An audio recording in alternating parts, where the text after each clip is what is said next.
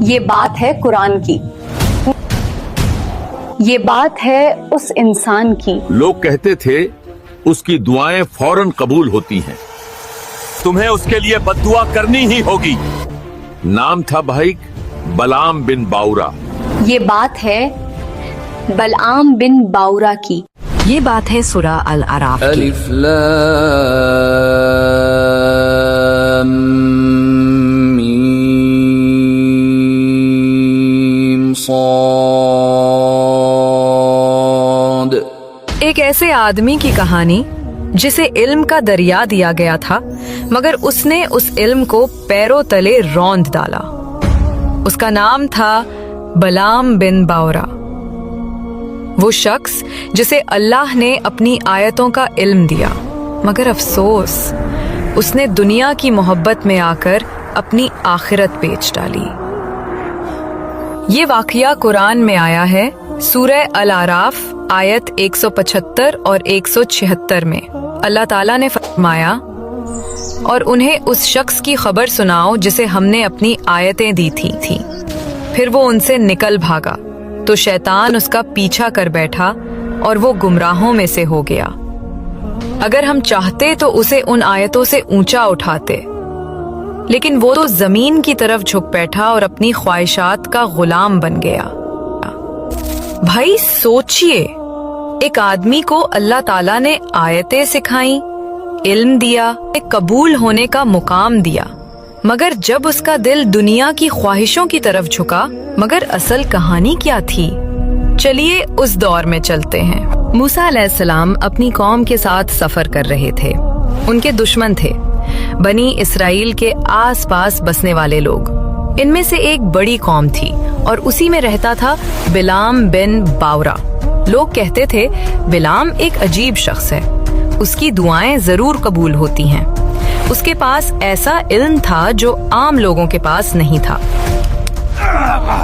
لیکن جب اللہ کے نبی موسیٰ علیہ السلام اپنی قوم کو لے کر آگے بڑھے، دشمنوں نے ایک بڑی چال چھڑی، اگر وہ موسیٰ پہ بد دعا کرے تو ہم بچ جائیں گے۔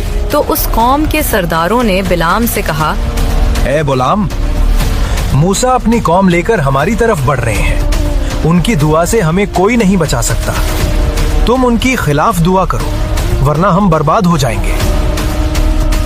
یہ لے لو، یہ سب تمہارا ہے، بس ایک دعا کر دو۔ میں اللہ کے نبی کے خلاف دعا نہیں کر سکتا۔ اگر میں نے ان کے خلاف زبان کھولی تو میرا سب کچھ برباد ہو جائے گا۔ مگر لوگوں نے اس پر دباؤ ڈالا، لالچ دیا اور دھمکایا بھی۔ بلعام پہلے ہچکچایا، بولا، میں اللہ کے نبی کے خلاف دعا نہیں کر سکتا۔ اس کے دل میں خواہش نے جگہ بنا لی۔ ایک رات بلعام اپنی بیوی کے پاس بیٹھا تھا۔ بیوی بولی، کیا کرو گے؟ اگر تم نے موسیٰ کے خلاف بد دعا کی تو ہمیں دولت ملے گی۔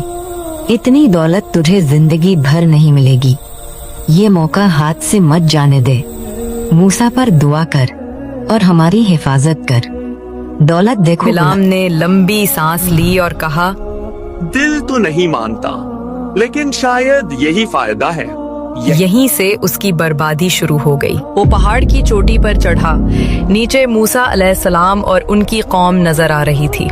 اس نے ہاتھ اٹھائے اور زبان کھولی، مگر کاش ان پر وہ چلاتا، اے اللہ انہیں برباد کر دے، مگر اس کے لفظ پلٹ کر مگر غضب ہوا۔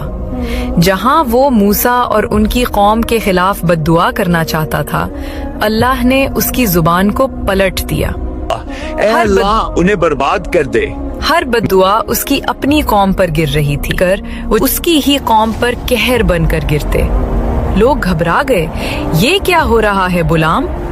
بلعام پسینے سے تربتر تھا، اس کی آنکھوں میں ڈر تھا۔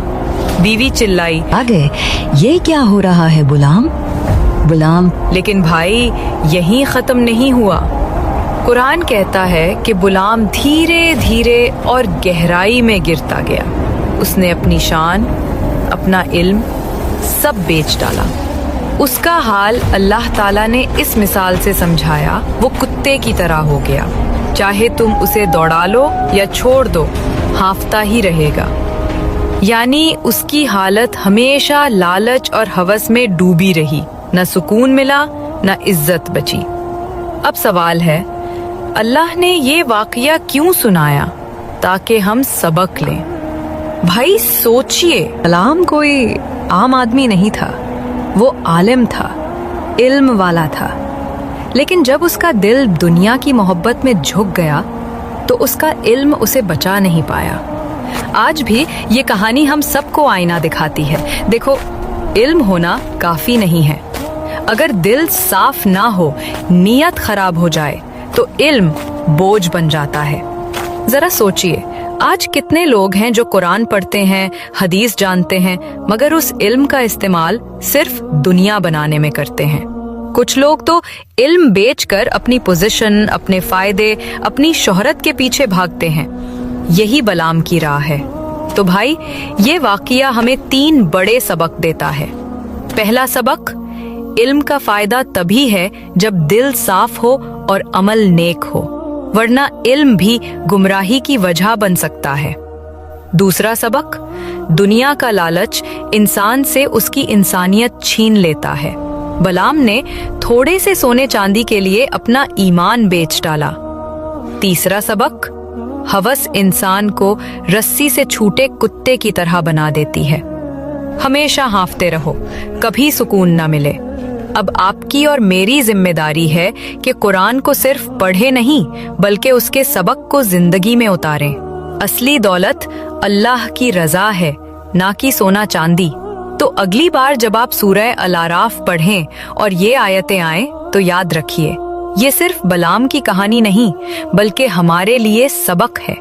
अगर अल्लाह हमें इल्म दे तो उसे अमानत समझो, कभी उसे दुनिया बेचने का सामान मत बनाओ। के साथ तकवा लाओ, क्योंकि तकवा ही इल्म को रोशन करता है। तो सोचिए, कहीं मैं भी बलाम की तरह तो नहीं बन रहा? कहीं मैं भी इल्म को छोड़कर हवस के पीछे तो नहीं भाग रहा? याद रखो, बलाम का नाम आज भी गुमराही और बर्बादी की मिसाल है, लेकिन अल्लाह के नबी और उनके सच्चे मानने वाले, उनका नाम हमेशा रोशन रहता है। जज़ाकुल्लाहु खैर। अस्सलामु अलैकुम।